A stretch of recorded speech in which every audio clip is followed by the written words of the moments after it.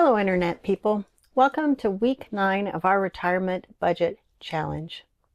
If you're new here, I'm Tammy with Overthinking Retirement, and this channel is all about trying to find joy in retirement, trying to figure out what gives us joy and what type of life we want to live in retirement. But this budget challenge series is particularly about our challenge of trying to live on $120 a day for the first 52 weeks of our retirement. Now, my husband and I retired earlier than we expected, which has created some budget challenges. So we created this goal of trying to live on $120 a day for the first 52 weeks of our retirement. So far, we've had mixed results. The last 3 weeks we have been way over budget and we have depleted some of our savings. But we did have a good week. So I'd like to talk this week a little bit about balance. Being on a budget or having a restricted spending plan can be challenging to keep up week after week after week.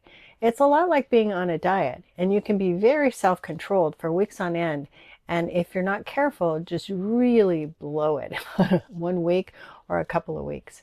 Now, this has been the history for David and I. We seem to be really good at living very frugally and managing the small expenses, and then something will happen and we will go out and buy something huge. So we need to watch that and be careful about it. Now, this week was a balance week because we've overspent in the last 3 weeks. We did have to cut back on our spending this week. And we are fortunate because we live in a community that has a lot of free things to do.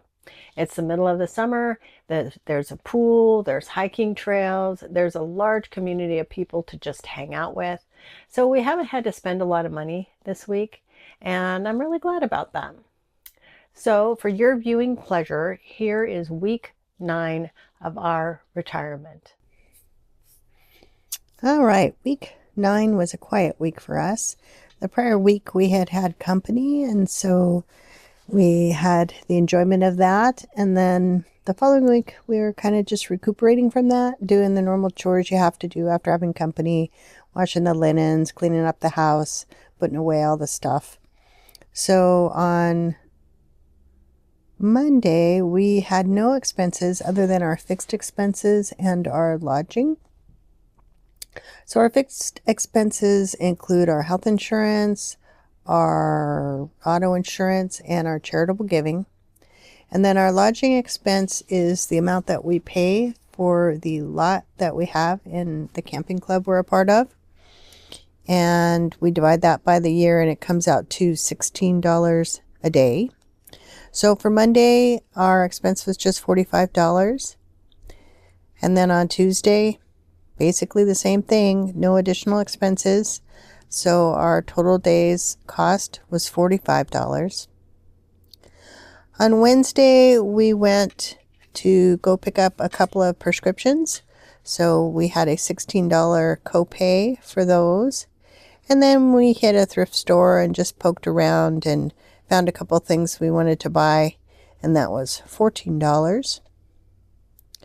So for Wednesday, our total was $75. On Thursday, again, we just stayed home. We were trying to sort of recover some money from the amount that we've been spending in the last couple weeks. So our expenses for Thursday, again, were just the $45.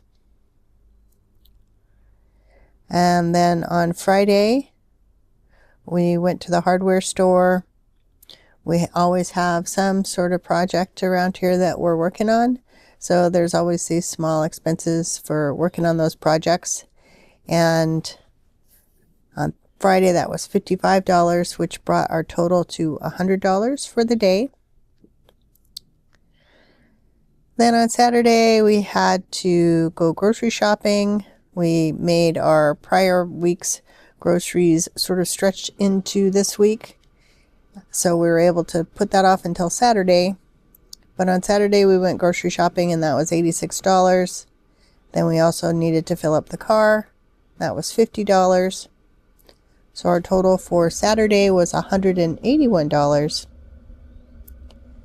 And then again on Sunday, we were just staying home, conserving money, and we just spent the $45. So we had a really good week this week. We spent, for the total week, we spent $536, which is well under budget. So we have $304 that we can set aside to put towards weeks when we know we're going to have more expenses. So we're just going to put that in our budget bucket for a happy budget week.